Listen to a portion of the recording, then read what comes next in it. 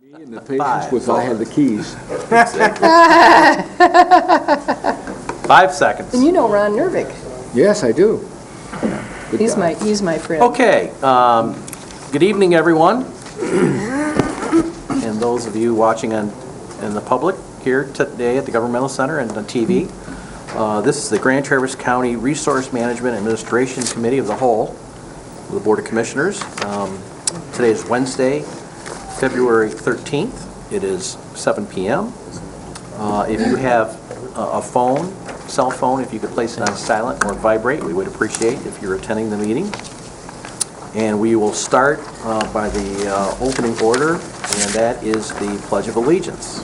Commissioner Wheelock would lead us in that. We'd appreciate that. I pledge allegiance to the flag of the United States of America and to the republic for which it stands, one nation under God, indivisible, with liberty and justice for all. Thank you. Now we'll have the clerk do the roll call attendance, please. Commissioner Lathrop, Here. Lemkool, Here. Max Bauer, Here. Rennie, Here. Thomas, Yep. Wheelock, Yes, ma'am. Chairman Edwin. Yes. Okay, we have the full roll of the county commission available here. We'll move on to the approval of the January 9th, 2013 minutes of the RMA committee. Mr. Chairman, I would move to approve the RMA minutes of January 9th as provided. Is there a second? I'll support. Okay, moved by Commissioner Wheelock, second by Commissioner Max Bauer to approve the minutes of January 9th, 2013. Any questions? Hearing none, all in favor? Aye. Opposed, passes. Okay, this is our first public comment. If the clerk could read the rules of public comment, and then we'll ask the public if they wish to come up. Any person shall be permitted to address a meeting of the Board of Commissioners, which is required to be open to the public under the provision of the Michigan Open Meetings Act. Public comment shall be carried out in accordance with the following board rules and procedures. Any person wishing to address the board shall state his or her name and address. No person shall be allowed to speak more than once on the same matter, excluding time needed to answer commissioners' questions, if any. The chairperson shall control the amount of time each person shall be allowed to speak, which shall not exceed 3 minutes. The chairperson may, at his or her discretion, extend the amount of time any person is allowed to speak. Public comment will be solicited during the 2 public comment periods noted in Rule 5.4, Order of Business. However, public comment will be generally received at any time during the meeting regarding a specific topic currently under discussion by the board. Members of the public wishing to comment should raise their hand or pass a note to the clerk in order to be recognized and shall not address the board until called upon by the chairperson. Okay, you have heard the general guidelines for public comment. Does any member of the public wish to speak at this time? Yes. Come on up and please state your name and address for the record. And if you could speak directly into the microphone, that would be helpful.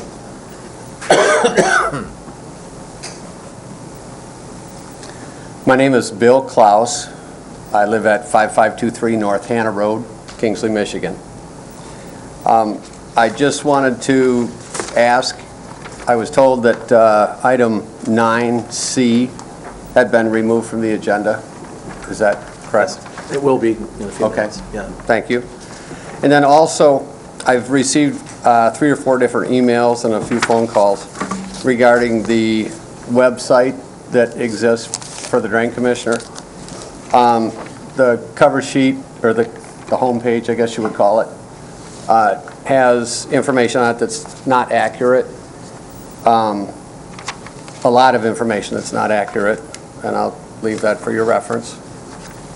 There's also a tab on that same homepage for stormwater control ordinance, which, to the best of my knowledge, I don't believe the county has a stormwater control ordinance. There's also a permit application for stormwater control permit. There's also a stormwater credit and volume reduction summary, and I don't believe any of that actually existed after the first of the year. Okay. Just suggesting that maybe it get cleaned up. Okay. Okay, if you could leave that with the clerk, and then we'll have the county administration follow up with the department if that's possible. Thank you. Yeah, thank you very much for your comments. Have a wonderful evening. Yes. Does any other member of the public wish to speak at this time? Hearing none, or seeing none, we will close the first public comment. We'll move on to the approval of the agenda. I have 2 items to recommend to the board. The first one is, on your desk, you have a resolution from the Sheriff's Office, and that was the item that was taken up at the last public safety meeting that was approved and was scheduled to go to the month-end board meeting, final approval, and staff would like to address this resolution and ask if it could be ratified at this committee meeting due to a time-sensitive issue. So I would ask that we put that under unfinished business B. And also, the Drain Commissioner did notify myself, and we forwarded to all the commissioners, that the Drain Commissioner report under 9C, item 1 and 2, be removed, and he is not prepared to discuss either item at this time. Does anybody else have any other issues on the agenda? Hearing none, we need a motion to approve the agenda as amended. I would move for approval as amended. Moved by Commissioner Maxbauer. Support. Seconded by Commissioner Wheelock. Is there discussion on the agenda? Hearing none, all in favor? Aye. Opposed? Passes. Thank you. We have no special orders of business, so could we have the clerk read the consent calendar, please? The purpose of the consent calendar is to expedite business by grouping non-controversial items together to be dealt with by one commission motion without discussion. Any member of the commission, staff, or the public may ask that any item on the consent calendar be removed therefrom and placed elsewhere on the agenda for full discussion. Such requests will be automatically respected. If any item is not removed from the consent calendar, the action noted, receive and file, or approval is approved by a single committee action adopting the consent calendar. A, receive and file. 1, Road Commission Monthly Report. 2, Resource Recovery Manager's Report. 3, Conservation District Staff Report for January 2013. B, approval. 1, wood grinding contract extension. 2, hauler licenses. 3, revised violence in the workplace policy by Human Resources. Okay, the consent calendar has been read. Does any member of the public wish to have an item? Yes. The road commission would like to A verbal report? Okay, we will pull that off and follow up with that on the next agenda item. So we'll pull the road commission monthly report. Any other item from the public? Seeing none, any member from the county commission? Yes, Commissioner Lathrop. B3. B3. Okay. Any other item from the Board of Commissioners? You got one over here. There's the wood grinding contract, B1. Okay. Anyone else? Motion to approve the consent calendar as amended. Okay, we have a motion by Commissioner Lemkohl, seconded by Commissioner Thomas, to approve the consent calendar with the exception of A1 and B1 and 3. Roll call vote, please.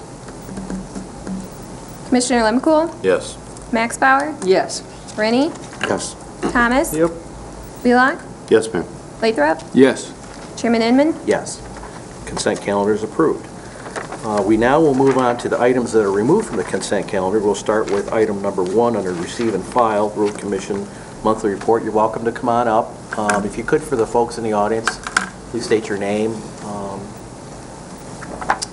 and address for us, and then you have the floor.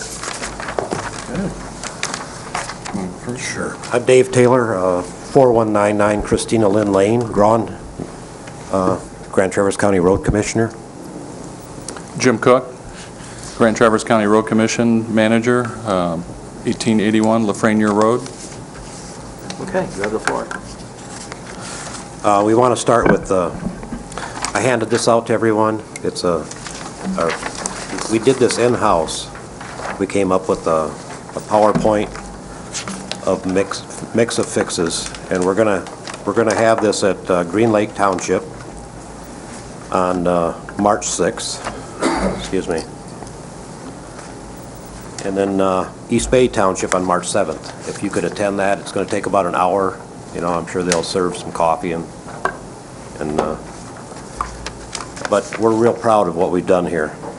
And it's just what we could, if we had a certain amount of money that we're going to try to find, what we could do in 5 years, how we could progress in where we could end up with. So it's really interesting, and you'll really enjoy it if you can. Dave, would that be the similar presentation that was done at your joint meeting with the MTA Association? Because I thought that was an excellent, excellent presentation. Yeah. Okay, good. Okay.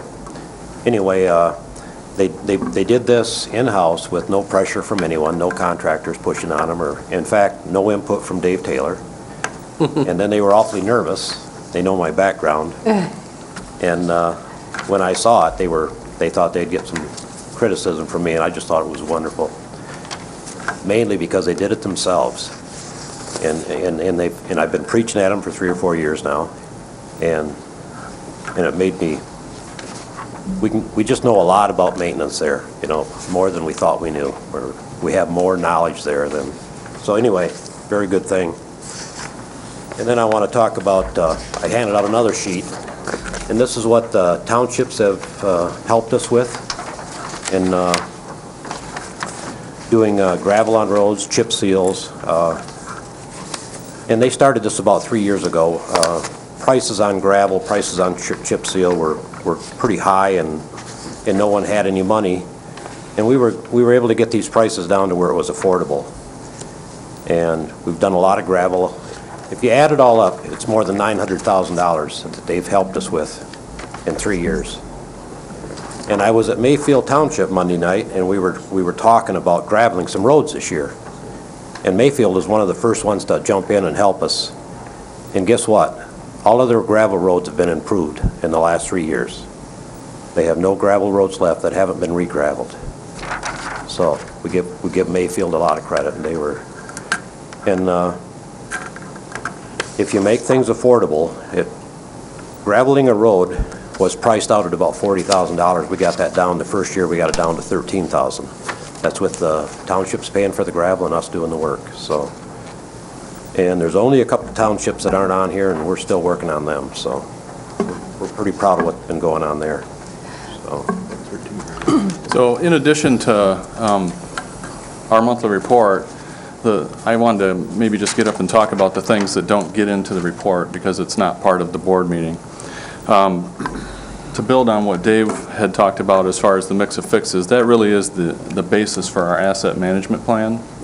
And like Dave said, you know, this is a solution for us, and it's a plan. It's a proactive plan for us to manage our roads in the county over the next 5 to 10 years. And if, you know, it's going to be a tough one when we work with our township partners, because if we follow the plan, you'll start to see a real difference in 5 years. If we continue to jump around and fix roads just because somebody wants them fixed, and it really doesn't fit into our asset management plan, and maybe we're not getting the best bang for our buck, this will be a big improvement over that.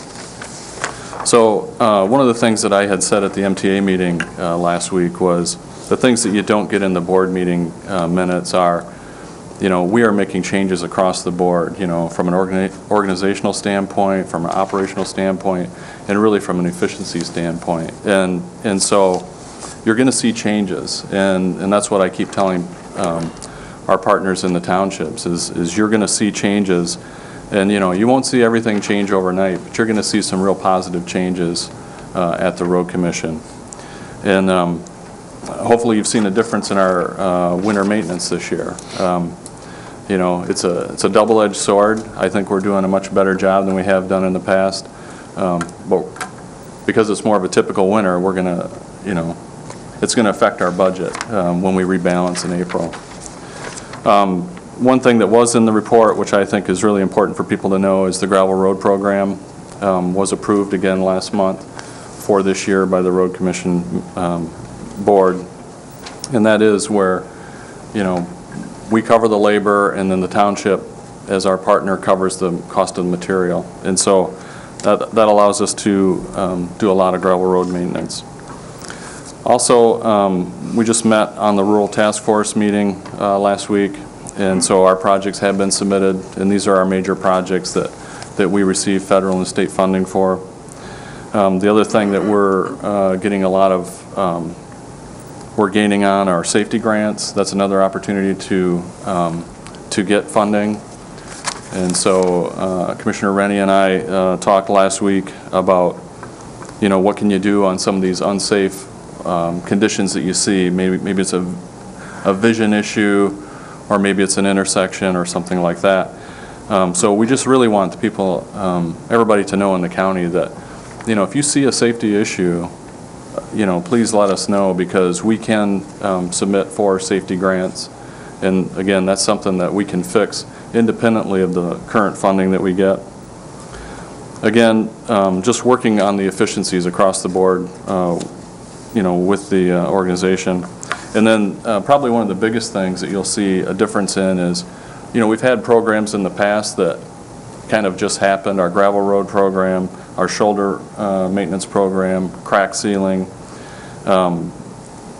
They just happened on their own. Nobody really managed it. So moving forward, what you're going to see is you're going to see a point person. We're going to have a manager that will manage each one of those programs. And so when you have a question, there'll be no question as to, you know, who do you go to and what is the answer, you know, because honestly, if you walked around our office, you'd get 6 different versions of what our policy is. So we really are working hard to fix that. And then the other thing is again, when it comes to cost sharing with the townships, again, our policy is not well defined, it's not very consistent, and so what we're working on and we're going to share with our partners in the townships and the villages is, you know, a real defined project cost sharing spreadsheet where they will know if they're doing gravel road program, or if they're doing a total reconstruction or a new road, or even light maintenance. It gives them percentages on what they can expect as far as cost sharing. And then the last thing that I mentioned at the MTA is funding. Funding is always an issue. Again, this winter is more what I would call more of a typical winter. And what you'll see when you look at our budget is, you know, I think we've done a pretty good job taking care of winter maintenance, but at the end of the day, what it does is it takes away from maintaining our roads. And so, again, you know, nobody wants to hear it, but I keep chanting a millage. I know that the governors, you know, and legislature is out there. They're hopefully going to help us with some funding issues, but at the end of the day, I'm a firm believer in, you know, we live in one of the most incredible places in the state of Michigan, and in fact in the U.S. I think. But our roads don't reflect that, and at the end of the day, we're, you know, I think we're going to be here and we're going to have to manage it on our own. So unless anybody else has any great ideas, I really do think a millage is the answer, and so we're really going to be looking for support and help in convincing the public that, you know, it is the right thing to do. So with that, if you had any questions. Commissioner Max Bauer. Mr. Cook, I want to let you know that I'm hearing nothing but positive comments since your arrival. Thank you. And I heard some more positive comments last night from Garfield Township treasurer. So I wanted to pass that on to you. The other suggestion I have, and I apologize, I was not at the MTA meeting where you presented Mix of Fixes. I plan to be at your March 7th meeting. Great. And see that. I've heard that was an excellent presentation, and I'm just going to suggest that perhaps you have somebody videotape that meeting and put it on public access television and let the public see some of the things you're doing. I think as the public sees some real change in their roads for their dollars, an improvement for their dollars and value for their dollars, they may consider giving you more. Thank you. What I'd like to add is you need to come to the road commission and see the attitude that's going on there. It's really, everybody's happy to be there. Everybody's working together. There's teamwork. It's just changing every day. It's just getting a lot better. So if you get a chance. I'm hearing nothing but positive comments, and I just wanted to pass that on. Thank you. Commissioner Wheelock. I had an opportunity last week to attend a presentation that the Road Commission did at Long Lake Township Hall in regard to the redevelopment and reconstruction of North Long Lake Road from the Benzie County line through to Gilbert Park. I'm not sure just how many people attended, probably somewhere 15, 20 individuals came. I think they were very pleased, everything I've heard back from the individuals that went, where they were very pleased with the opportunity to have input. This is a project that is pretty dear to me, and I've had my share of input, but I'm probably going to have a little more Really? before we're done. But and we've all expect that. But you know, I think that I really give the guys a lot of credit because, you know, this is a tough project. You know, it's got a muck area at the bottom of the Cummins Hill where the creek goes across. That, if my memory is right, they dug 20 feet in 1971 and didn't get to the bottom. The engineers are telling me the sonar says that they got to be down at least 26 feet to find solid footing underneath their road. Well, to excavate a roadway 26 feet deep is a sizable undertaking. It also has some very significant curves with very bad banking that have to be re-engineered, and some significant guardrail issues because of the fact of the elevation change from the roadbed to the adjacent properties. You know, I know some property owners, myself included, have been more than willing to discuss the possibilities of allowing them to have grading easements so as to take out the guardrail. There's basically 300 feet of guardrail on our property alone, which can be eliminated by allowing them to grade back from the roadway, which should reduce the cost of that project, because this is a federally funded project, so all of the guardrail none of the guardrail that's existing can be reused. It all has to meet the new federal standards. That's not to say that anybody's going to scrap that old guardrail. I'm pretty sure it's going to be taken back and used somewhere else. But the fact is that the guardrail for this project is a very big piece of money. But it's a project that's, what, $870,000, $900,000. You know, it's a big piece of project for approximately 3 miles of roadway. But it is a roadway, and one of the problems with that piece of roadway is the fact that, at least on the east-west portion, probably 90% of the traffic doesn't come from Grand Traverse County residents.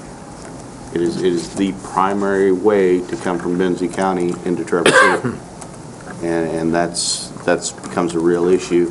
You know, Benzie was real nice last year. They overlaid all of theirs from the Benzie County line through the village of Lake Ann. You know, it looks great. Of course, they didn't have the muck hole to dig with. You know, that's on our side of the county line. So, but again, I appreciate their efforts to allow the public to have input and to, you know, let them know what's going on, because this is going to be, you know, it's going to be a significant inconvenience for the residents that use that roadway too. I can't believe that we're going to be able to keep it open all the way through the project. No, there'll be a detour. Anyone else? Commissioner Lemko. Yeah, you know, all this stuff is really good, and I think it's really positive of what's going on.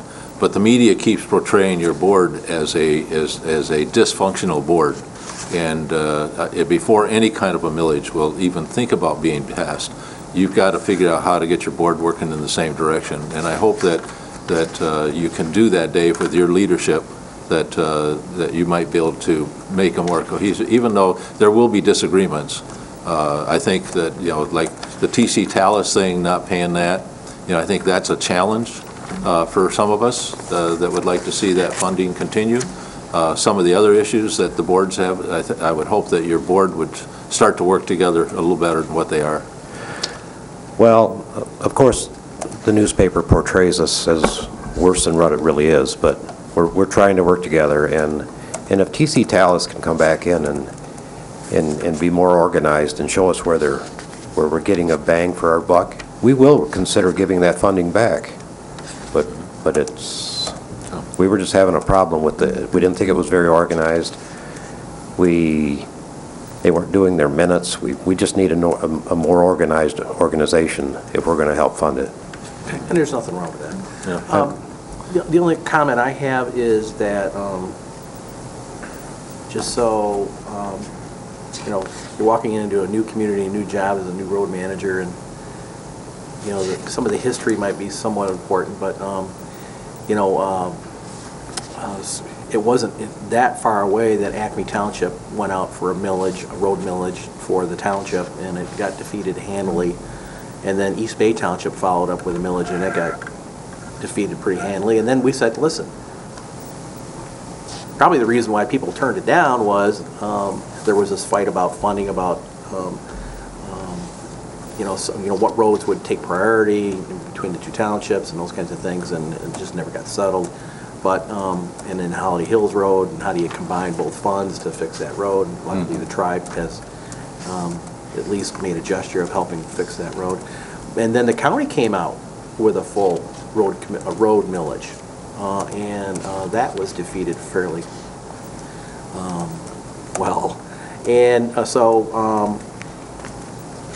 the only suggestion I would have for you at this point in time is that if the governor is truly going to make this his top priority for his remaining term as governor, and the legislature is going to make it a priority in terms of coming up with a plan on how to fix our roads, whether it's increasing the gas tax or shifting fees or doing whatever. If there is, in my mind, as a citizen, if I think that the state is going to come up with a solution to fix roads, I'm less likely to move forward and approve a local millage. So I just want you to take that under consideration as a component of your decision to come into our board and recommend another millage for improving roads. Thank you. Well, when we did try to go out for a millage, the townships wanted to know Yes. that they would get their money back, that Yeah, they... and I thought it And was- we couldn't... Yeah, and I we- thought it was fairly proportionately done by, population and by the phaser ratings, and it was as best as you could come up with. Well, if they think they're going to get their money back, the money that's put in, I think they'll help us, Yeah. Right. so... Anyone else? Commissioner Lemko? Yeah, some of the things that I keep getting back from people is whether or not we should be, as a county commission, looking at taking over the road commission. And I'm just wondering if this is one of those issues that we want to have a public community input session or something to talk about the pros and cons, and maybe putting together some sort of an issue paper to determine whether or not that's even feasible. I've talked to some people, and the comment is that, okay, bring it in-house to the county commission, but you're still going to have the same problems. You still got a funding issue. And so, so I think that, that's one of the issues that I've been asked to look at, and whether or not we should have that kind of discussion.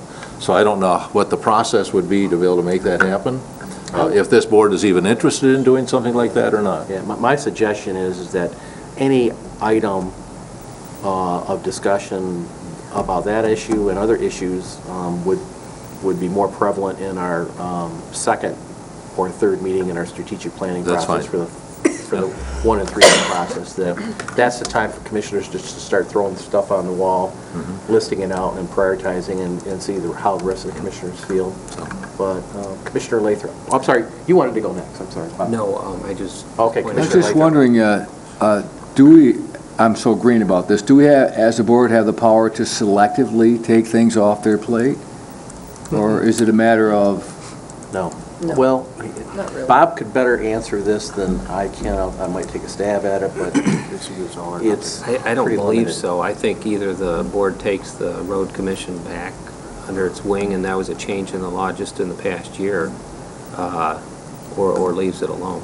is that something we can do right now? Or something you have to wait until the terms are finished? I think you could do it immediately You can if you wanted. You can dissolve the terms. Okay. Not that I want to, I just want to know. But it's an all or nothing thing. It's an all or nothing, so. And you not only have to assume the responsibilities of the decision maker, but you have to assume both their assets And their liabilities. right. So you I'm not, just- don't get scared, I'm not asking that, but Planning what you discussion. just said made me wonder, can we selectively No. do things, and it's all or none? Yeah. Okay. And I'm not saying I want to do it. I'm just saying that I think that the public doesn't totally understand the pros and cons of what it would mean to be able to do that. And liabilities is one of the big issues. Unfunded budgets is another big issue as to whether or not we have to come back and do it out of general fund. The insurance issue, there's a lot of issues that have to come into play, and that's why I'm saying the general public doesn't understand it. When they see the issues in the paper, they go, let's get rid of them right now. Well, I think we need to have the discussion, and that's all I'm asking for. Yeah, that could happen during strategic planning. Yeah. Okay, good, that's the best format. All right, anything else for the road commission? I don't think so. Okay. I did want to add that this road commission job has given me an awful lot of sleepless nights. And then there's been a lot of changes in this last year or two, and believe me, I feel we're heading in the right direction, and things are the bad press is close to being over, I think, and I think we're going to be more organized, and it's just going to be a lot better organization, so. All right, great. Mr. Chairman, I would move to approve the road commission report. I was going to ask for it. Commissioner Wheelock. I was gonna seconded do by this, Commissioner what you just Wetzel, did. to approve the road commission report, this discussion. Hearing none, all in favor? Aye. Aye. Opposed, passes. Thank you. Thank you very much. For coming in. We will now move on to the second item under approval, wood grinding contract extension. Bob Cooney, you pulled that to the floor. Yeah, this is just a minor issue, but we hadn't reviewed that contract in our office, and I know that the board had given me some direction a while back that they wanted an early termination clause in all their contracts if it made sense and if it was possible, and we could negotiate that. And this contract, I think, was probably drafted by Scott Howard, so it doesn't have an early termination clause in it, but typically we ask that the vendor agree to 90-day no-cause termination by either party, and it just gives us a way to get out of a contract that's gone south for whatever So you want to reason. recommend that we Just to refer, add that. you want to recommend that we refer that back to staff and yourself for a new document? Well, I think So you can discuss it with the vendor? just approve the contract with that change in it. Okay, all right. Yeah, if the contractor doesn't like it, then they could come back to the board. All right, okay. Okay, moved by Thomas, seconded by Wheelock, to approve the wood grinding contract extension agreement with the addition of the out clause that would read a 90-day notice on both sides? Is Right. that what it is? All right, okay. Everybody understand the motion? Mr. Wheelock? The only comment that I would make is American Waste has previously been the contractor to grind the brush at the brush drop-off, and because of the early storm last spring and everything else, as we all know, we have a significant accumulation of brush that really needs to be taken care of. And, they've agreed to hold the contract price that was that a 2-year or 3-year contract before? Do you guys remember? So it's a 3-year contract. So we're looking into another 3 years at the same price that we paid 3 years ago. So we're getting a good bang for our buck here. Okay. Any other questions on the motion on the floor? Hearing none, all in favor? Aye. Opposed? Passes. Thank you. Moving on to the last item that was pulled from the consent calendar, revised violence in the workplace policy coming from our human resources area, and Commissioner Lathrop, you pulled that, you have the floor. Yeah, is Jen here or no? No, she's not. No. So, I'm wondering about what the intent of this is. Does anybody here know, or should we wait till Jen's here? Well, she said, I told Jen I would fill in for her tonight. I wasn't anticipating that we would have any issue with this, but basically, on page 20, she has summarized the two changes. Number one, removing the requirement to have a written form or document prepared, and then also adding language that would clearly indicate that if anyone came forward, they would not be retaliated against. This was reviewed by the Safety Committee. Did you receive the separate letter? Yes. From her today? Yeah. I did not participate in that review. I think this was done as just a normal, ongoing review of all policies. Human Resources does that on a regular basis. And then I think she further explains that in the letter to you. I mean, it's pretty much just cleaning up the policy and making it a little easier for these incidents to be reported. I'm concerned, do I speak to you, Yes, Mr. go Chair? ahead. Or do I speak to No, you? you could speak to staff or administrator, whoever you Okay. wish to. What concerns me is that that form that she wants to delete, she's saying that it should be deleted because it's holding up reporting incidences. I think that a person should be able to report the incident, but that form should be filled out, ultimately, because there should be some accountability both ways. What I'm concerned about is that a person can take advantage of the system and hold up important county functions.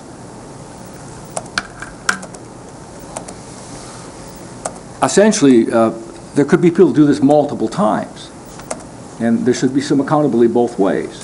What do we have to protect people that, we have a bunch of people in the county that I think that work for, let's say, MSU Extension or Commission on Aging, or department heads that are not union employees. I think HR should protect both those people. And what do we have to protect people from being falsely accused of violence in the workplace? So that form is one thing, I think, that takes record of people making multiple complaints on truly about violence in the workplace. I think, and I didn't have an extensive discussion with Jen on this, but, the idea behind it is that we should not put an obstacle in someone's way. If they want to report something to Jen Seaman or myself or another top manager, maybe even the board chair, Right. The documentation will take place at the time of the reporting. The question is will you make someone fill out a form in order to listen to them? And I think she wants to exclude the form as a prerequisite of actually reporting something. If somebody still like feels to see the form threatened and filled wants to out. come and close the door and say, I'm feeling threatened. Great, but the form should still be filled out. Well, yeah, an incident report is filled out at the time that occurs. And a workplace investigation is done by the HR director. So those are going to take place whether the employee who feels threatened is required to fill out a form or not, is the point. Rather than make that, I think they looked at that as an obstacle to actually reporting something. Oh, if I have to fill out a form, then forget about it. Well, if somebody wants to just walk in and say, I'm afraid, we should encourage that and not say, well, fill out the form first, and then we'll talk to you. Well, can we do both? Can we have them fill out the form? Can we have them They'll come in? probably have to sign an incident report. You have to get Jen in here to get her actual procedure. I think we should table this till Jen's here. She was willing to do that. She thought there may be questions or concerns, but there is, it's further explained under reporting the incidents. There is, as Dave mentioned, these cases or situations are taken seriously. They are investigated. And Dave answered it quite well and the best. The reason is, or the intent is not to prevent someone from, bringing a situation to our attention because they have to fill out a form to initiate that process. The second thing I don't like is that we're supposed to, they added retaliation, but they don't define it. What is retaliation? Well, retaliation is what its dictionary definition is. If someone does something and you feel, threatened by it and you retaliate, in other words, you try to get that person to change their behavior by threatening them. I think it needs to be defined. I don't like the idea that it's just generally retaliation. I feel that these things are important. The whole county can be stopped by one person making a false claim. And so I make a motion this be tabled until we can talk with Jen about it, include Bob, and that's my motion. I'll support. Okay, we have a motion actually, a motion to table is to defer it later in the meeting. We need a motion to defer it to another meeting. It could be next month's RMA meeting, it could be the board meeting.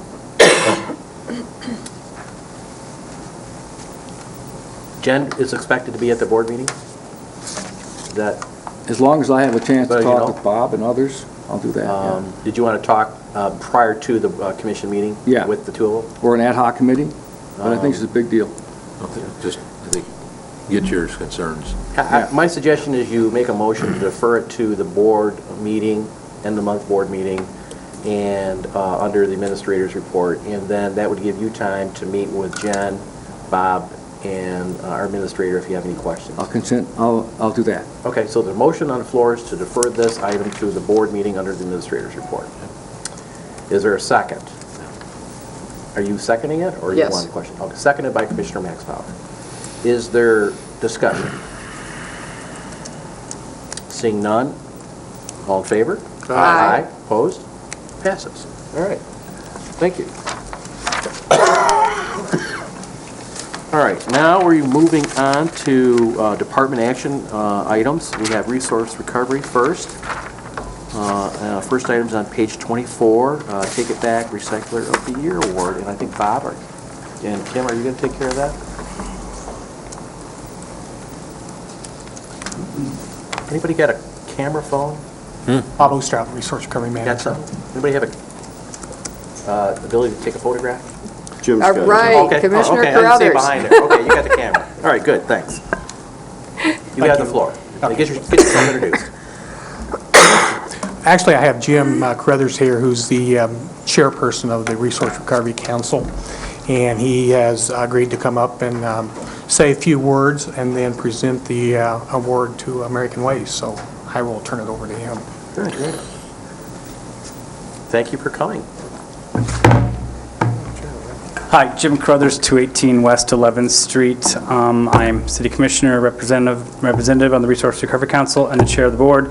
Many of you know that our department has the Recycle Smart Take It Back program, which supports programs that encourage our citizens to recycle, reuse, repurpose many items. And every year, we give this award to who we feel is an outstanding organization or business in the area that meets our mission for this program. And I believe we started it back in 2008, and it's been a very successful program. Well, our whole resource recovery, I believe, has been a very, successful program, and encouraging folks to, get rid of their waste in a mindful way, so we're not putting this stuff in our landfill, and that we're moving it and getting it out and putting it where it needs to be. This year, we are giving our award, and I believe Kelly Ignis and Mark Bevelheimer from American Waste are here to accept the award. We're giving it to American Waste for their outstanding leadership in recycling in our community. And I just wanted to point out that American Waste has been really quite amazing to our community. They have invested over $12 million in their facility here in Traverse City and Grand Traverse County to make waste hauling for them and for us better. The City of Traverse City is signed on as their being our primary hauler, and we do get quite a bit of information through our billing on the programs available to us, which Kelly might be able to share with you when she speaks. I'd also like to point out that through American Waste's efforts, they have created 50 jobs at this facility, and over 2002, I believe it's 55 jobs were created, and 86 jobs over the past 24 months, which were all new positions. So not only have they invested, very kindly in our community and located their operations here, but they are employing our community. And I'm sure many of you have seen their facility, and if you haven't seen their facility, you really should go see it. State-of-the-art, amazing, clean, everything. So I'd definitely like to invite them up, and I guess Kim's going to be taking pictures because we want to present them with the 2012 Resource Recovery Recycle Smart Award for the year. And we really appreciate what you guys have done. And what do you want to do this with the camera over there? Where do you want to do this? Yeah, right there is fine. Over there. You want to be part of that, Larry? You're the chairman. You're the chair. Hello. Hang on, Herb's going to get in there. You can take that shot and then one with Herb. It's not as young as he used to be. It takes him a while.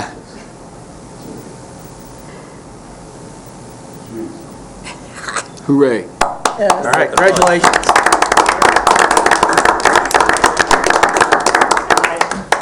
If they'd like to say a few words, please feel free.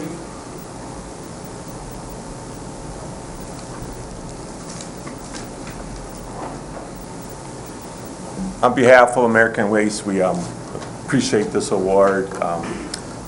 Eddie and Michael A. Schoen were unable to attend tonight due to scheduling conflicts, and they do appreciate the award. We'd like to thank the commissioners, supervisors, the townships, the villages, and the surrounding community for endorsing this project, and the Resource Recovery Department also. This project truly shows a public/private sector working together. We were at the 99-yard line, and we ran into a little glitch with our solid waste plan. It was then determined that we had to amend the solid waste plan. The project was spearheaded by Bob Osterhaus and Resource Recovery with the county commissioners. I remember Commissioner Wheelock, Max Bauer, Commissioner Thomas, Lemkool, and Inman all attending the township meetings with the supervisor getting their support. So this project truly shows that the community does endorse it and the public-private sector does work. And it's also a project that we, our community in Grand Traverse County should be very proud of. And from there, we do appreciate everything and thank you. And on behalf of that, Eddie and Michael wanted Kelly and myself to attend and present. Yeah, thank you. Good job. I was just going to highlight a few of the pieces that I think the award covers in terms of how we operate. One thing, we did expand the acceptable materials list significantly to include the 3 through 7 plastics, plastic films, unmarked plastics, aseptic packaging, and cartons, and so on. So that was a big expansion in terms of what could be recycled, and it's increased the volume of recycling, which translates into less waste in the landfill as well. We continue to be the host of the Clean Up Green Up events put on by the Michigan Green Consortium. The next one's March 10th. These are popular events. About 1,000 cars come through from the community recycling pretty much everything that can't be recycled at the curbside. And we also started offering 96-gallon carts for recycling so that you're not limited just to your little 18-gallon open-top bin. Very excited. That was directly from a customer request where that came from. And in addition, this new facility helped us implement single-stream recycling, which is really where the whole industry is going. So we made a change there. We're recycling pretty much 99% of the recyclables that come into our facility. There's very little that is put into that stream that we can't recycle, and up to 50% of the trash that comes through the facility as well. We are also now involved in washing wine bottles and beverage bottles from select sources, select vendors. So that's helping us on the glass recycling side of things. And on top of that, with the facility being here in Grand Traverse County, we're able to tour a lot of people through. And I haven't added up the numbers recently, but I think we're close to about 2,000 people through in the last year. And about 1,500 of those would be students. And it's really magical to see kids come through there and even adults, especially those that didn't believe recycling happened or that all went to the landfill, to see them come through and come out the other side just smiling and basically being the biggest cheerleaders for recycling. It's quite a transformation. So the tours are important, and anybody that's interested in one can contact us, and we'd love to have you through. So thank you. All right, thank you for coming. Congratulations. Yes, Herb?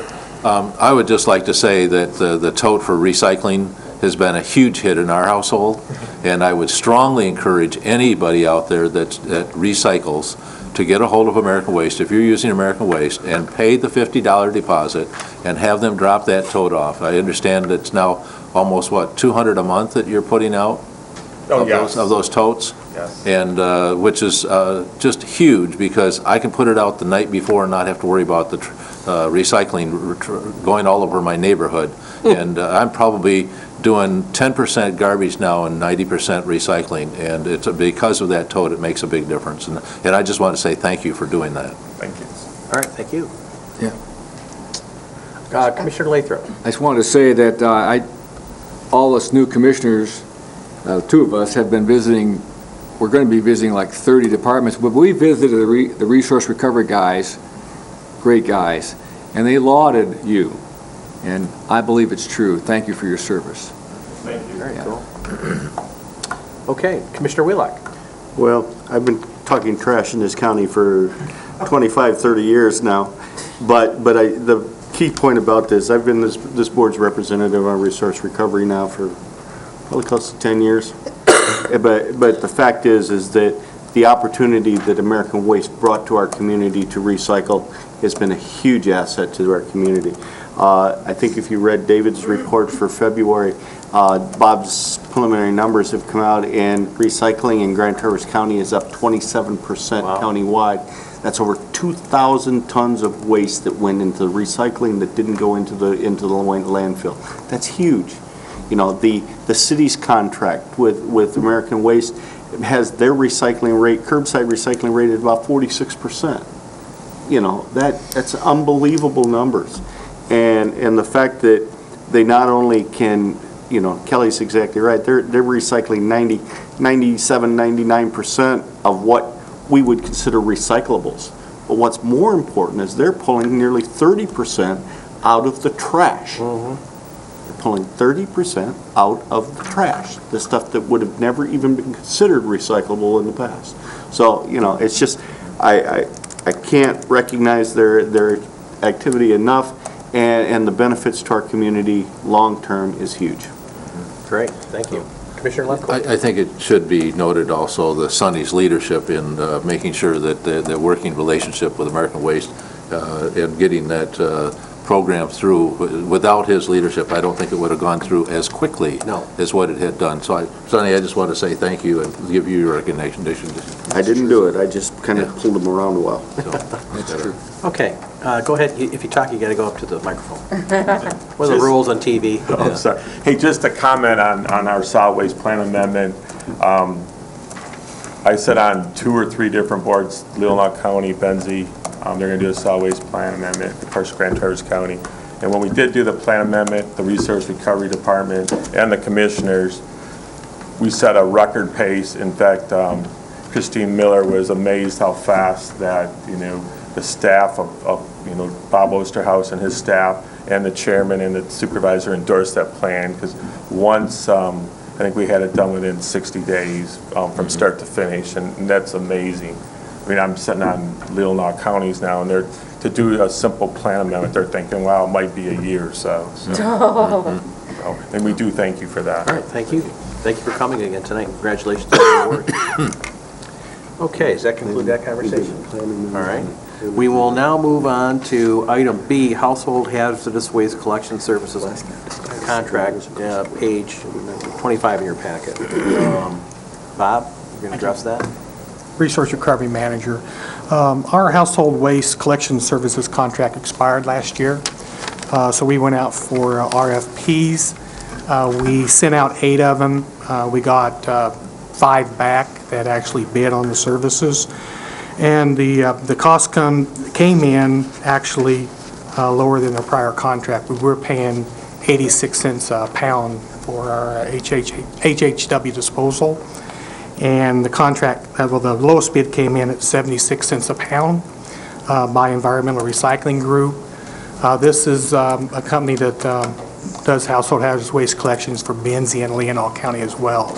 So they're very competent in providing this service for the county. So tonight I'm recommending approval of their bid. And then I've also prepared a contract with the help of legal counsel that I would also like to recommend for approval. Okay, Commissioner Wheelock. Mr. Chairman, I would move to approve the Environmental Recycling Group bid to handle our HHWs in 2013 through 2015. Support. Okay, moved by Commissioner Wheelock, seconded by Commissioner Thomas to support the staff recommendation. I would like to note that I believe Drug and Lab has done an excellent job for us historically. You know, this was just a simple matter of money, And the idea that Environmental Recycling Group is doing some in adjacent counties, and they've agreed to give us an extra discount if we're willing to combine them in during the same week. So that's a huge thing. And again, we encourage the community.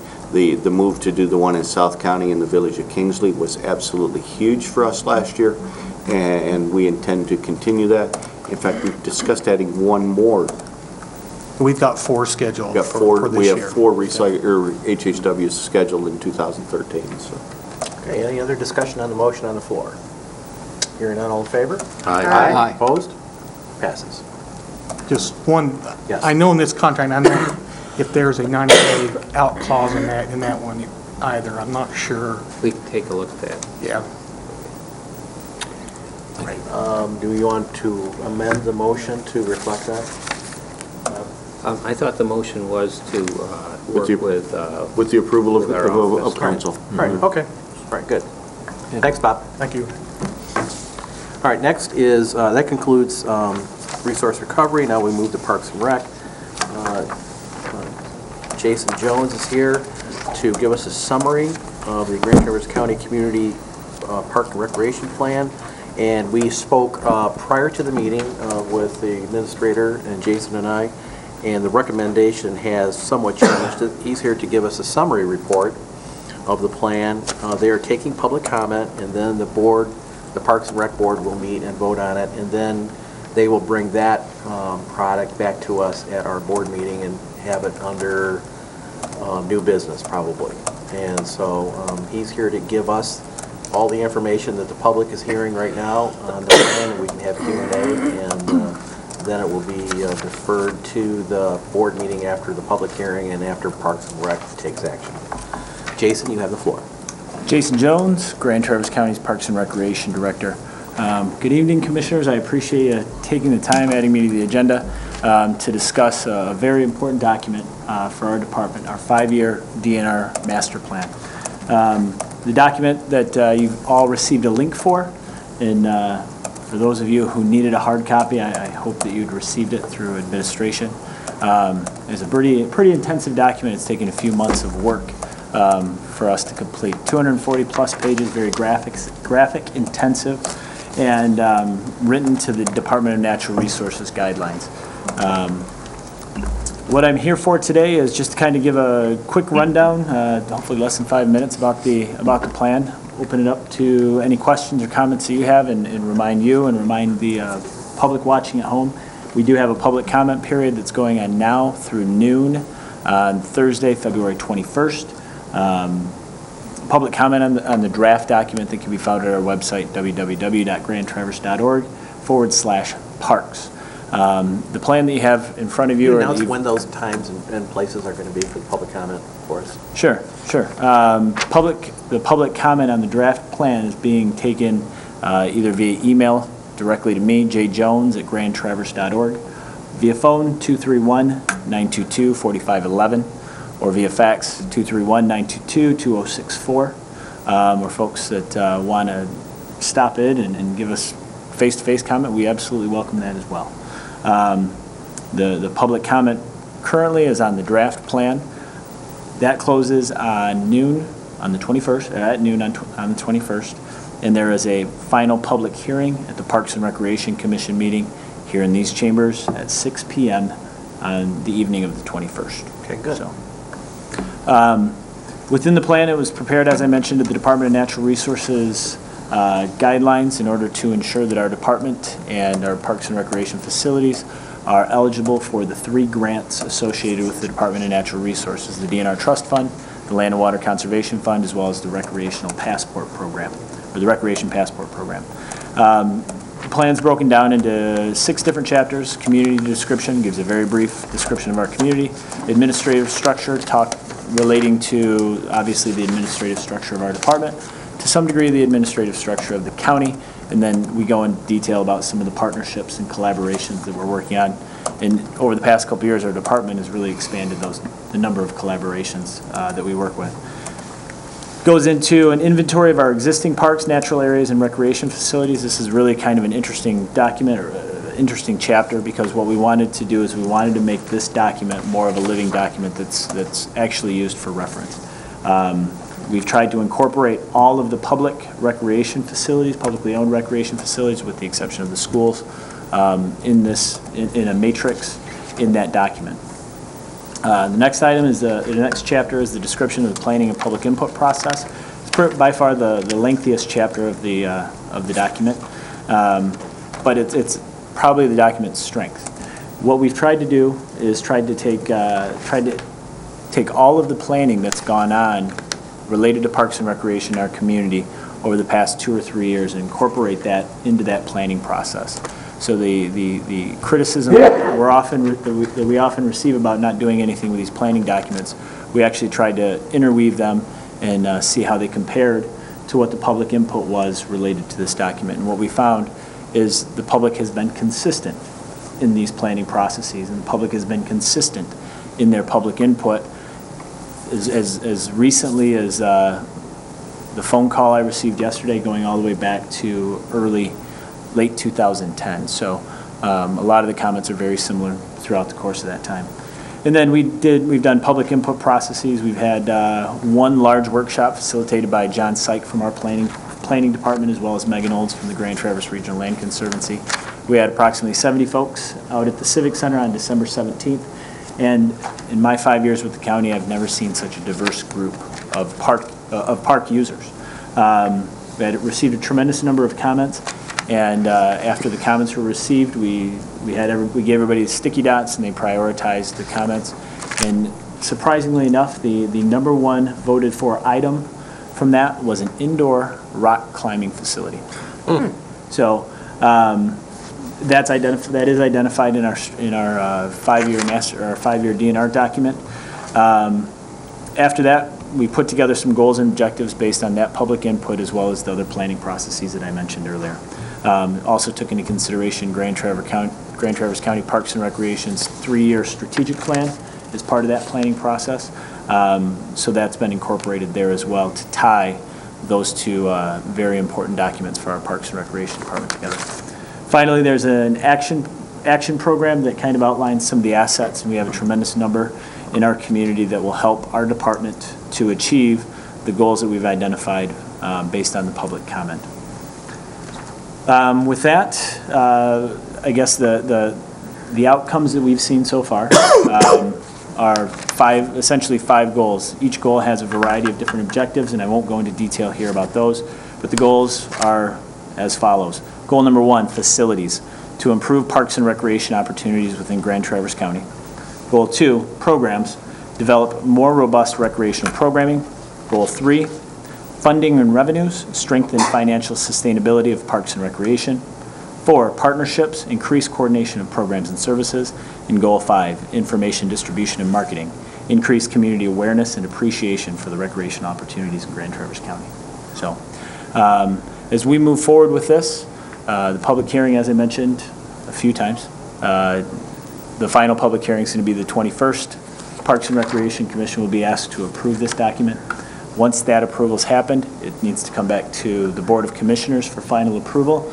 At your meeting on February 27th, I've got a resolution prepared, but that approval of this plan needs to happen after that public hearing. So my recommendation, I guess I'd like to take any questions any of you may have about the document. Any questions? Commissioner Wheelock.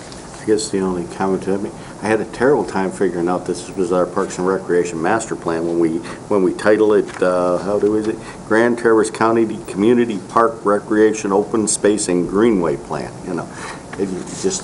I couldn't quite figure out that was the master plan that we've been trying to get taken care of for a couple of years, because our current 5-year plan has been expired now, what? Since 2008. 2 years, 3 years? 2008. So that's 4 years. It's been almost No, 5. I knew it'd been at least 2 or 3 years that Yep. we hadn't had a current master plan, so I was very pleased to see this was finally getting finished up. And our Parks and Recreation Commission should be complimented on the work that they've done over the past 2 or 3 years. Us not having a master plan on file, our Parks and Recreation Commission, I don't think, knew its priorities well enough to provide proper projects to be submitted to the Department of Natural Resources. But through the work over the past 2 or 3 years, specifically with that strategic plan, they've really put together a strong group of priorities and have identified that they want to be the leaders, not just leaders as their appointments to the Parks and Recreation Commission is concerned, but they want to be leaders of the Parks and Recreation industry, and I think that's commendable based on the work that they've done. Okay, any other questions or comments? All right, thank you, Jason, we appreciate it, and we'll make sure we'll get that on the agenda for new business. Chairman Lemko will put that on the agenda for new business for the board. Great. Thank you for coming. Thank you. All right. We will now move on. As you know, the Drain Commissioner's report has been removed. We will now move on to administration, and we have 2 items. We have the LIAA contract renewal. Dave, are you handling that one? Yes, this is the contract that allows us to put your meetings and other things on the on cable. And the contract is almost identical to the previous one that you adopted. It's changing by $50. It's going, if you look at the contract, I don't know if you have the contract in here. Paragraph 7 indicates the county will contribute $450, which that's going to go to $500 for to receive 2 years of web-based archiving and playback services, and if we have 6 or more commissions or committee meetings, there'll be $350, and they'll be changing that to $400. So I wasn't here when this originally was done, but talking with staff, they indicated that it went out to bid, and LIAA beat the competition significantly in being able to provide this service at a very reasonable rate. And they think, the first time through, they were taking a guess at what it would cost, and because of their the cost of the archiving and the cost of the servers that they have to maintain for us, I guess we have some pretty long meetings. They decided they needed to kick that up by $50. So I would recommend approval of it because it's really a very good deal for you to get all your meetings put on the internet and archived and out to the public for a pretty nominal cost. Okay. And it's all inclusive. Okay. Do we have a recommendation from the board? Commissioner Maxwell. I will move that we approve the contract renewal with Leah. Okay. Is there a second? I'll second. Commissioner Lathrop. So we have a motion on the floor by Commissioner Max Bauer, seconded by Commissioner Lathrop to approve the contract for the renewal contract for LIAA. Is there discussion? Commissioner Lemko. Yeah, I think this is a great resource for our community to tie into it. It's amazing to me the number of people that do watch it, but it also tells me that there must be really poor programming on our television if they're sitting there watching our meetings on a regular basis. And we welcome you to be part of our community. And so this is a great thing for our community to be able to have a contract, to be able to have this kind of data, because it's not done throughout the rest of the communities as much as we are here. And it shows us how open and that we are in doing our business of the county. Yeah, I'd like to echo that. When I talk to the townships, because some of the townships are now asking me, how's it going now that you've been televising it? Because they're looking at televising the township meetings. I know Garfield's televised. East Bay just started. No, East Bay's been televising for a long time. Yeah, they've been? Oh, Okay. yes. And so Acme's looking at it, and... Elmwood, East Bay, and Garfield, I think, are the 3. Okay. I've given rave reports, and Long Lake. And I especially mentioned the featured option of webcasting, and then put it on your website so people could go back and actually pull up the agenda item on that particular meeting and go right to that discussion item. I think it's a state-of-the-art option for people to look at as a public body. And Dave, last I had heard from when we installed it and did the webcasting from former Administrator Aloya, that we were the first in the state to do webcasting for county government. So it would be an interesting discussion when you go to your administrator's report, your administrator's conference, and the MAC conference, how many administrators and counties are actually doing webcasting. Okay, any other comments or questions? Are you all in favor of the motion? Aye. Aye. Opposed? Passes. Okay, that takes care of first item, administration. We now go to the administrator controller report, legislative report, page 39. Dave, you have the floor.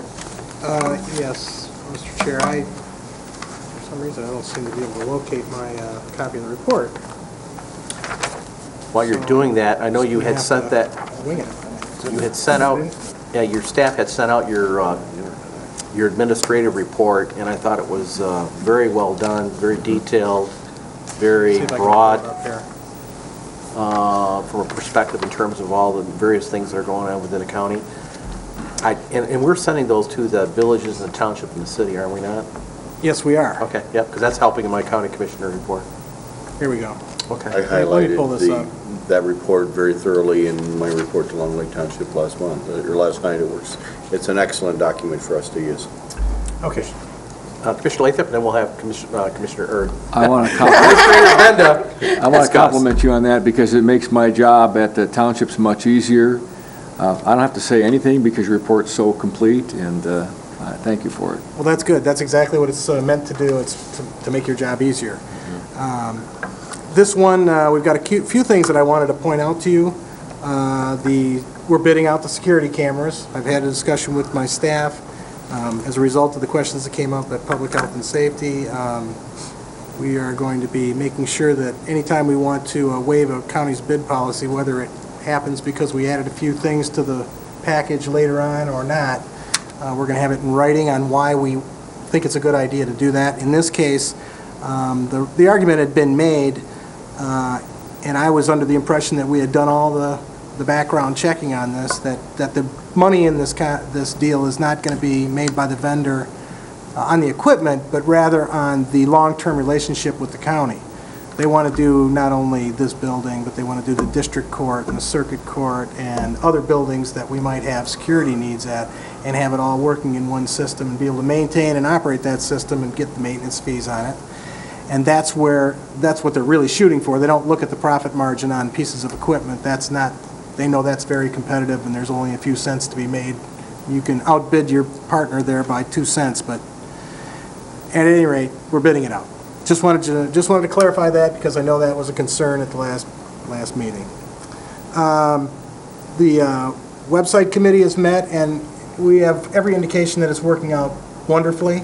The Commission on Aging has already made many changes to their site as a result of that once-a-month meeting that everybody looks at the Commission on Aging website that works on websites, different departmental websites in the county, and offer their 2 cents worth, and they come up with all kinds of great ideas on how to improve these because they look at it from an internal and an external, as a citizen and as an employee. So if you get a chance to take a look at the Commission on Aging website, it's really changed quite a bit since last month. I wanted to say that we had met with I wanted you to know that we met with the Equalization Department and the GIS Department.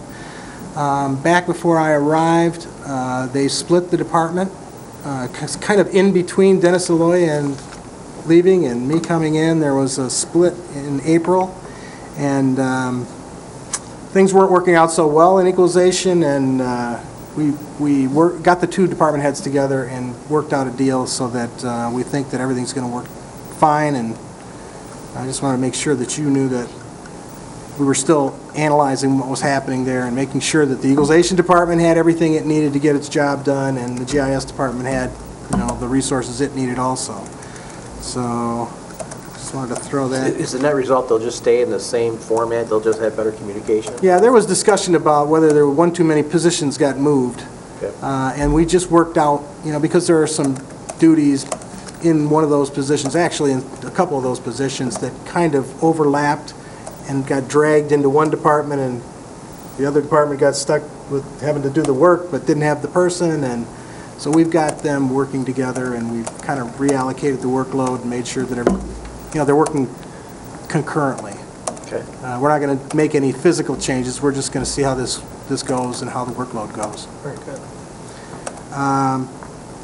We did get, I wanted you to know that there was some interest in the building on Lafreniere. We had a group walk through it. Garfield. Or, I'm sorry, Garfield. Garfield. And we haven't heard anything yet, but apparently there's a group that has been interested and has looked at it a few times now. Okay, good. And they've actually made a walkthrough.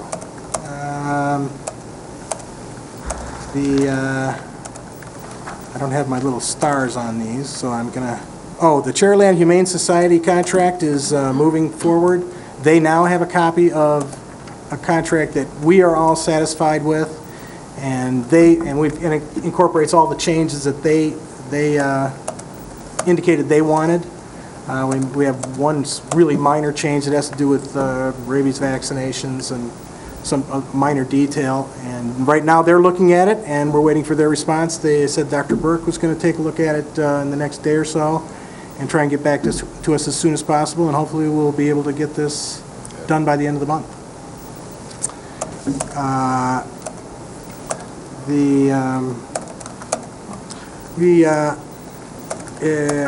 We had 8 interviews for emergency manager.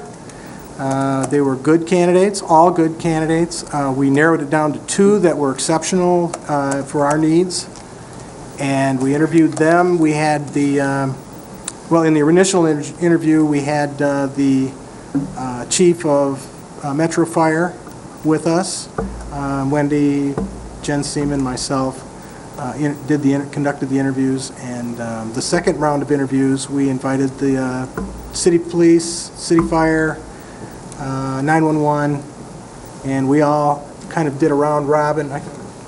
We might have had somebody else. No, state police. Lieutenant Elliott from state police in.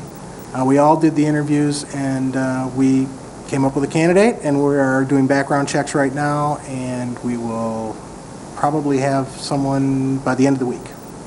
Cool. We're hoping that if that person accepts the Dave, job. is that one of the positions that requires, or Bob, does that require the ratification of the board of commissioners on emergency manager? Or is that not I one don't of know that right offhand, but I can... It's not a statutory appointment, if that's what you mean. Okay, right. It's, the ones that are, is the health department director and Equalization. equalization. Those are the only 2? Yeah, I believe so. Okay, all right. So, we're getting very close to getting emergency management director, and that's going to be great. And we'll talk more about that after we actually get somebody hired. We actually get a yes on the other end of that. IT, you know, we're doing that.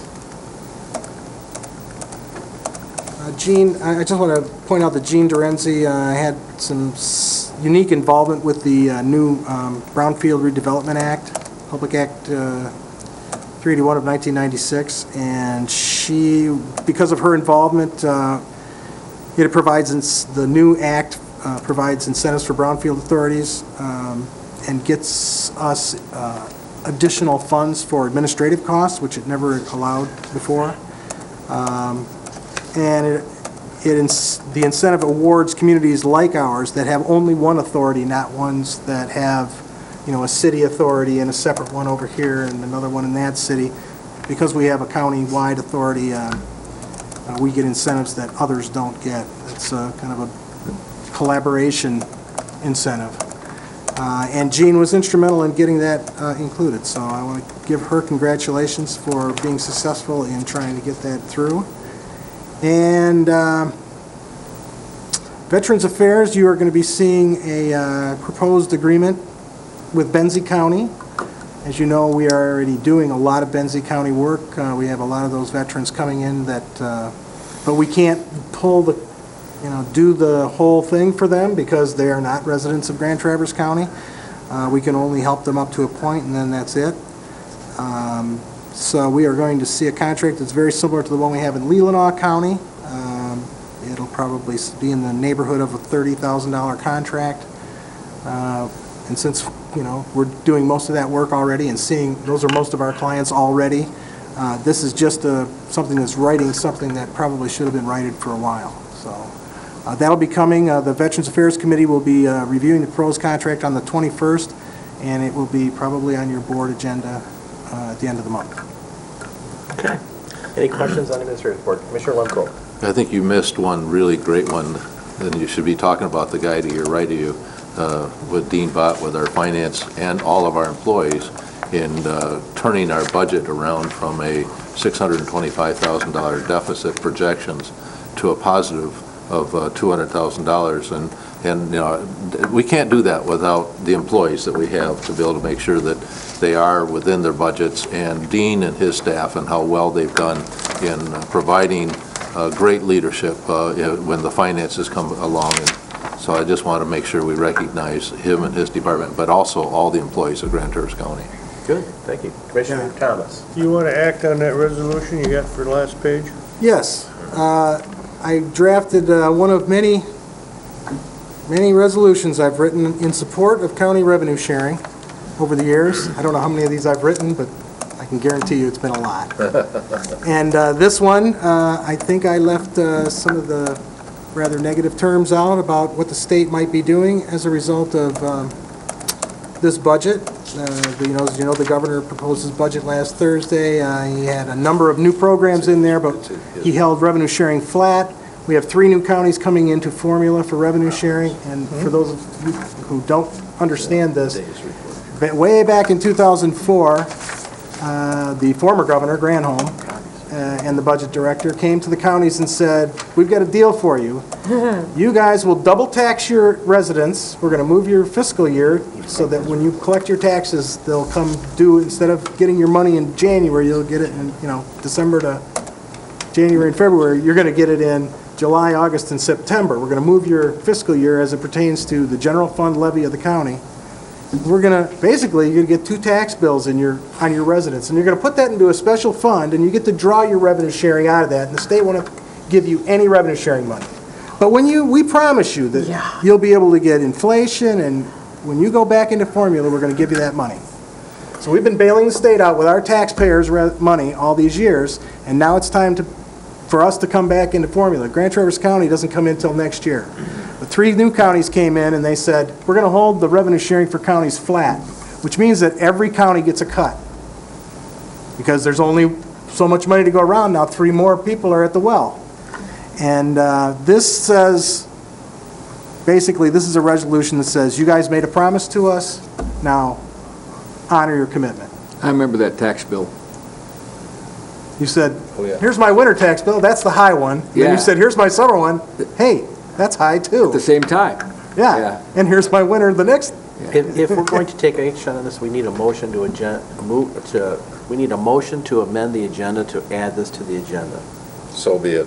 All right, moved by Lemko, seconded by Thomas, to add the resolution in support of county revenue sharing prepared by the administrator under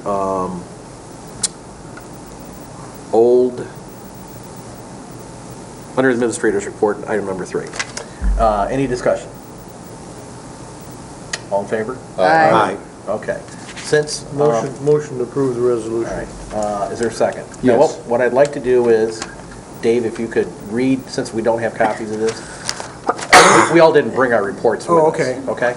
If you could read the resolution into the minutes, and then we could vote on it. Okay. It's a resolution in support of county revenue sharing. Whereas the governor released the proposed budget for the state of Michigan and included no increase for statutory revenue sharing, despite the fact that 3 additional counties will have exhausted the local tax dollars that were levied in fiscal year 2004-2005 and used by the state to subsidize state services, and will be entitled to again receive statutory revenue sharing from the state of Michigan. And whereas Grand Traverse County taxpayers continue to pay the state's portion of statutory revenue sharing out of its revenue sharing reserve fund and will not exhaust those funds until sometime in 2014. And whereas the state's failure to fully fund statutory revenue sharing in this budget year raises concerns that Grand Traverse County will not receive the restoration of funding that was agreed and promised in statute in 2004. And whereas the failure of the governor to provide full funding for county revenue sharing as agreed in 2004 represents a drastic cut in funding for local services. And it indicates to Grand Traverse County that its taxpayers will have subsidized state services disproportionately. Therefore, be it resolved that the Grand Traverse County Board of Commissioners urges the Michigan Legislature to honor the commitment it made with counties in 2004 and restore full funding for county revenue sharing as promised in statute in the fiscal year 2004-2005 budget. Be it further resolved that a copy of this resolution be sent to Governor Snyder, Senator Walker, Representative Schmidt, and the Michigan Association of Counties. Great. Okay, we have a motion, a second on the floor on this resolution discussion. First Thomas, second Commissioner Lathrop. Thomas, did you have one? Okay, Commissioner Lathrop. I have no comments, I'm just seconding it. Okay, all right. Yeah. All right, okay. Motion seconded. I'll make one comment. Yes. I told you so. You were telling me, oh, no. And I was, Well, it's not over yet until, I know, but until it's over. I'm, But if we don't do things I like this, told it will be over. yeah. Yeah, we got to squeak. You got to squeak. We have to Only squeak. squeaky wheels get grease. Yeah, right. Okay, any other discussion on the motion? Yeah, we are going to be meeting with Walker and Schmidt, and this will be one of the issues that we will be pushing very strongly. Okay, any other discussion? All in favor of the motion? Aye. Opposed? Passes. I have one other thing that I wanted to update you on that's not on the legislative agenda because it came up just recently. There is a bill, House Bill number 4039, that is a one-line amendment having to do with the Open Meetings Act and closed sessions. And it has to do with, right now, you can go into closed session to consider the purchase or lease of real property, but you cannot go into closed session for the sale of property. Correct. And so this would allow that. It's been introduced to allow for the sale of the property so that you could go into closed session up until the option to purchase or lease the property is obtained. So it allows you to negotiate with a seller or with a buyer without being in public. Cool. All right, hopefully that passes. So I'll be bringing something back on that. I in support appreciate of you staying on top of all that stuff, Landry. Okay, that concludes the administrator's report. Take it. Dave? that. Yes, that does. Thank you. All right. We will now move on to unfinished business. Mr. Chairman? Yes. Just a quick comment. I did have opportunity the other day to speak with one of the commissioners from Benzie County, and they too are very excited about the possibility of providing better veteran services to the residents of their community. And, I think it views good of the professionalism of our staff that they're looking to do that. Great. Thank you for the comment. Okay, we will move on to unfinished business. We have the Traverse Area District Library Resolution, page 40. And Bob, Bob Cooney, since you were instrumental in that, did you want to speak to this? Yes, For this was a discussion? resolution that was attached to the Memorandum of Understanding for your review when we were considering that. When you were considering that back before the first of the year and in January. In January, you approved the Memorandum of Understanding as agreed upon by the city, and part of the Memorandum of Understanding says that we're going to adopt a resolution that provides for the selection criteria for appointees, county appointees to the Tattle Board. And so that's what this resolution does, and it just lays out those criteria. The only thing that has changed is we took out the requirement that appointees are not going to be Traverse City residents. That's no longer one of the factors here, so. And this just complies with the language that's in the memo of understanding. Yeah, this Resolution is form. part of what we agreed to by signing the Memorandum of Okay. Understanding. Commissioner Lemkool. What number resolution is this, Jackie, do you know? It has not been assigned one yet because it has not been approved, so it doesn't Okay. currently have a number. So I will make the motion to approve the resolution regarding appointments to Traverse City Area District Library Board. Okay, is there a second? Support. Second by Commissioner Maxbauer. So we have a motion on the floor by Commissioner Lemkool, seconded by Commissioner Maxbauer, to approve the presented resolution regarding appointments to the Traverse Area District Library Board. Is there discussion? Hearing none, all in favor? Aye. Aye. Opposed? Passes. All right. Thank you, Jim. Thank you.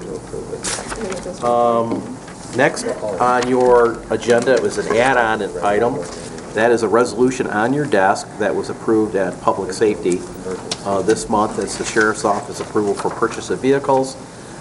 Dean had mentioned something to me prior to the meeting, that that at least administration got this on our desk and wanted to consider the possibility of us ratifying this as a full board at this particular meeting a week earlier to assist the Sheriff's Department in the timing of the purchase of these vehicles. And Dean or Dave, do you have any comments regarding this? I can make a quick comment. It takes 6 to 8 weeks, once we place a purchase order with the dealers, to have the vehicle, and the undersheriff did request to see if we could move on this sooner to save some time. So Chris Kramer prepared the resolution that you have, and that's what we're asking for, is to have the authority to prepare those purchase orders and to start that process sooner rather than later. Commissioner Wheelock. Mr. Chairman, I would move that the County Board of Commissioners approve the resolution and ratify at this meeting the purchase of 5 Chevy Tahoes from Williams Chevrolet in the amount of $156,450.30, and 2 Dodge Chargers from Bill Marsh for a total price of $49,978 for Grand Traverse County Sheriff's Department. Support. Okay, it's been moved by Commissioner Wheelock, seconded by Commissioner Thomas, to ratify and approve at this meeting by the authority of the Board of Commissioners, Grand Traverse County Board of Commissioners, the resolution and the action taken in the resolution for the approval of the purchase of vehicles. Discussion. Commissioner Thomas. They're in a hurry because Charlie Jenner got his car smacked last week. And this was one of them. All right. Okay, this is, because this is a ratification of full board and spending money, let's have a roll call vote, please. Commissioner Axbauer? Yes. Rennie? Yes. Thomas? Yep. Wheelock? Yes, ma'am. Lathrop? Yes. Lemkool? Yes. Chairman Inman? Yes. Motion passes. Thank you. All right, you got it. Thank you. Next item, under new business, we need to create an ad hoc committee to fill vacancies on boards for interviews for CMH, Commission on Aging, Brownfield, EDC, and Farmland Preservation, page 42 in your packet. So it's been the protocol just for the new members of the board that as appointments come up with our various boards and commissions throughout the county, the commissioners make appointments to, that what we've been doing as a practice is at this meeting, we ask for volunteers to interview these folks and work with Chris Kramer on the scheduling on that meeting, and go ahead and implement that meeting, take minutes to the meeting, and come back to the Board of Commissioners with your recommendations on appointments to fill as presented. So do we have some volunteers to sit in on the interview panel for these boards? We have Commissioner Lathrop. Well, I want to ask you a question. Okay, just a question. You're on that board, Larry, is that right?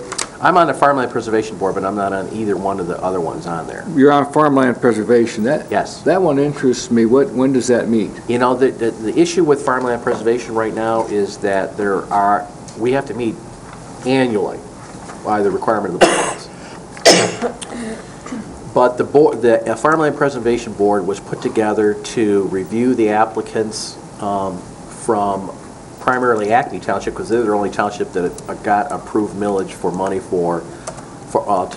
to preserve farmland, okay? And they give them a stipend to do that, so they won't sell to developers for homes and those kinds of things, and keep it open space. So it'll be farmland for, forever. So we are the kind of like the grading board in terms of the applicants, in terms of the priority. As they're submitted to Acme Township, they bring it to us, and then we grade those and then submit them back as recommendations. We also act as a body to go out and try to find secondary sources of match funding. Back then, when we created the board, it was the state had money allocated for that purpose, but they do no longer have that available. So really, the functions of the board has been extremely diminished. There has been some recent discussion about reconvening the board and discussing it with the Acme Township Board if they want the Farmland Preservation Board to take more of an active role in promoting the program countywide. So right now, it's very limited in terms of time, and I think we're looking for, I'd have to be correct on this, but I think we're looking for a vacancy in the, that would have ag or farm-related background. Okay, so are you looking for someone from Acme area? Or you don't want a commissioner to do that, right? No. I'd have to look at the complexion of that, but it's not necessary. Just someone in the county that has that. Well, I owned a cherry farm, and farming interests me. Yeah, because And if a board member, if you're interested in having a board member, I'd be interested. yeah, right now, I think it calls for one commissioner to be on the board, and I'm the You're it. assignee right Okay. now, yeah. But, I know Peninsula has a program, but they do not participate in this Grand Traverse County Farmland Preservation Ordinance. Commissioner Tom. What he's looking for, what they're looking for tonight is somebody to volunteer to interview be on folks. interview committee. Oh, I see. Yeah, to be an interview committee, Yeah. not commissioners to sit on these boards. Okay, I'm sorry. I apologize for that, but we have boards and commissions to fill, citizens to sit on these boards, and we need an interview committee. I'd be interested in that, it'd be All fine. right, so we got Lathrop, Yeah. we got Max Bauer. Yeah, and I wanted to point out that while the Commission on Aging has 3 current vacancies, we, as discussed, are recommending that we only fill one Fill of one. those. Correct. Yeah, we got that passed. Anyone else? Commissioner Lemkool? Anyone else wish to do How that? many you need? A minimum of 3, max of 4. We got our 3. We got 3. Okay, we have our 3. We need a motion on the floor to adopt the ad hoc committee for interviews. I just got one comment before you do that. Yes. Seeing as though Acme is the only township in on it, and Wayne is gone, why don't we just appoint the supervisor? I think the supervisor has been temporarily appointed to fill Wayne's seat. We just need to go back and look at, is this the seat we're filling? I can't recall. Well, I'm sure it is. And if it It's is, to replace- then- It says to replace Wayne Clatter, and if you're gonna do it with the supervisor, you don't Then you have could do to. Jay Zollinger and not have to invite him in for the Yeah, interview. just do it. Yeah, you don't have to bring him in. Okay.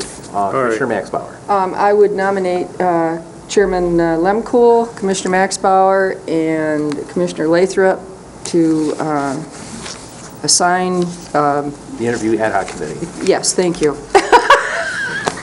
with Dr. Lathrop to chair. All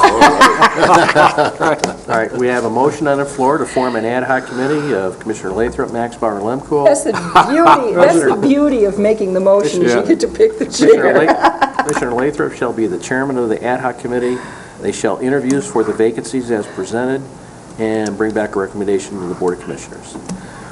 Any comments or questions on the motion? You haven't got a second yet. And I've been seconding stuff all night, so I'll second it. Sorry about that. We have a second on that. All right, any discussion? All in favor? Aye. Aye. Opposed? Passes. Thank you. All right. We have second public comment. Does any member of the public wish to speak at this time? You'll have to line up. Have to wake Jim up so he can go home. I think we got them all tired out and they went home. Okay, we see no public comment, so we will close the second public comment. Commissioner committee reports. Anybody have anything to add tonight? Commissioner Just a quick note, Commissioner Rennie and I visited Captain Hall at the county jail today, and I know Commissioner Rennie might have his own comments, but we were very impressed. He does a lot with a little. It's pretty impressive. He protects our community, he protects the rights of those prisoners. He does a really good job. Great, thank you. Commissioner Lathrop's orange shirt Yeah. doesn't say. Did you get that shirt from Captain Hall? No, it doesn't have Grand Traverse County on the back. The truth is, this morning I put this sweater on, Yeah. and then I took it off and put another one on because I didn't want to be in the. You know, they may have just say, excuse me, sir, you got to come back in yourself. Almost. They released you, huh? Commissioner Rennie. Yes, we had a great meeting with Captain Hall today. very professional operation over there. They treated us very nicely, gave us a very thorough explanation and tour of the facility. About 4.5 hours worth. We were wondering if we were going to get out. Do you offer to spend the night there or not? Well, I had Bob's number. They said you get one call. You get one So I call. thought I'd call Bob Cooney. If I got in Get trouble. Bob Cooney a call. All right, any other commissioner reports? Commissioner Lemko? Yeah, I was at Blair Township last night when Beta made a presentation to them to open up the Blair Township Hall being a stopping site for Beta, which is really incredible how they're going to be changing, how they're going to be doing fixed routes, leaving buses in their vicinity and then connecting back to a fixed route to be more responsive for the people in our community. But Blair was very responsive to and receptive to allowing Beta buses to be able to go in and out of their parking lot and to put a shelter up there in their location. So more to come. I think you're going to see some great things from Beta. Probably in the next month's meeting, I would hope that we would have a good presentation from Kerry about where they're going and how they're going with the Beta and their public transportation in our community. They were supposed to do that 5 years ago when they got the millage. Yeah, well, they have a new direction. And I thought Commissioner Max Bauer. I thought I would mention that last night at Garfield, the group that is looking to save Hickory Hills made a presentation to Garfield Township. And Molly Agostinelli let everyone know that the Garfield Rec Authority is not interested in adding Hickory Hills to their to be under their purview. But Denise Schmuckel did volunteer to be a member of their committee, and Chairman Lemkool, after the presentations, offered whatever assistance he could. I offered whatever assistance I could offer, and maybe if everybody sits down and brainstorms, we can come up with something to save the facility. Okay, all right, good. Commissioner Lathrop, Herb, do you want a report from Beta next month? Is that what you mean? I think when they are getting ready to make their announcements, because they've got some big announcements that are coming up, I don't know if it's going to be March or April, just to make sure that they are a part of our agenda so that they can come in here and make that, so we all understand where they're going, what they're going to do. I'm on that board, I know you are, and so- I'll make sure that happens. I appreciate that. Okay. Thank you. Any other reports from commissioners? Okay, seeing none, we'll move on to notices and announcements. Commissioner Wheelock. Just, I have a long-standing history. I'm inclined to mention the fact that the Region 3 tournament of the Odyssey of the Mind will be held in Traverse City, March 2nd, 2013. We have approximately 100 teams of kids, 5 to 7 kids on a team, coming into our area. That will be facilitated at Traverse City East High School. And we're very excited to the fact that the Michigan State Tournament will be facilitated in Traverse City also on April 16th, and that tournament will be facilitated in cooperation with the Northwestern Michigan College in Traverse City Central High School. So we're very excited about that, bringing the state tournament north. It's never been north of Grand Rapids before, so we're very excited to bring it north to make it here. If anyone is interested, just because I do that anyway, we do have a program that's distributed listing all of the kids that are in there, and there are places for ads in these. A number of commissioners have done ads in the past. Business card ad is $25. I do need to know if anyone wants to do that, because this thing is going to print probably by the weekend. Yeah, I'll get you my card and a check that's before you fine. leave. Can we just give you our professional card? That's fine. Okay, any other announcements? We have our strategic planning session with our department heads, the first meeting scheduled for Friday, February 15th at 9 a.m. here in the commission chambers. Is that correct, or is there That is still correct. a problem with the scheduling with that? That's Okay, correct. We got that settled. Right, We got it okay. all settled. That will be televised live Yes. and webcasted. And then from that meeting, we'll probably get our calendars out and take a look at the second meeting. Yeah, right now, we've got it's filled up. We're, actually, if everybody takes 15 minutes, it'll take us till 1 o'clock to get out of there. All right, that'd be great. But hopefully we can, the idea is that you've received these packets, these folders. We don't expect you to memorize every page, but the job of the department heads and elected officials that come in will be to just familiarize you with their plan and their ideas for the upcoming years, and just give you a flavor for what they think we ought to be doing, and that's, hopefully it'll just be a quick, talk about what they envision, just something to prime you for your strategic planning process. All right, great. Any other notices or announcements? Seeing none, we'll close that section. Do we need a closed session? We do not. Okay. Mr. Chairman, So we need a motion to adjourn. Moved by Wheelock, seconded by? Dickey. That's right, he's been doing it all night. All in favor? Aye. Okay, we stand adjourned. Thank you. I've been trying to back up so you can see him. He was in there trying to second him all. Dickens getting blocked. Yeah, right. Not saying this, Yeah, you can look at it and see how we did them. Cool.